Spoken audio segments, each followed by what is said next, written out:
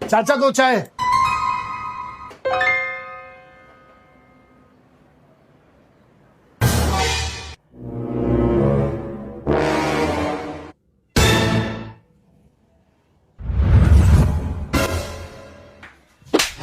साले लड़की को घूरता है, शर्म नहीं आती?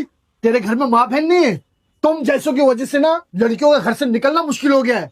अरे भाई मैं उसको नहीं घूर रहा था, चाहे तो उससे पूछ लो। झूठ मत बोल, नहीं तो तेरे मुंह पे फेंक दूंगा अभी। अरे यार पहले उससे पूछ तो लो। अगर मैंने उससे पूछ लिया और अगर उसने हाँ बोला ना तो तेरे को बाहर नंगा करके मारूंगा मैं। भाई जो भी करना कर लेना, पहले पूछ तो लो उससे यार। क्यों बेबी, ये घूर रहा था तुमको? नहीं, ये मुझे घूर नहीं रहा था। ये जो बिस्किट खा रहा था ना, मुझे वो चाहिए था। तुमको वो दिखा रही थी।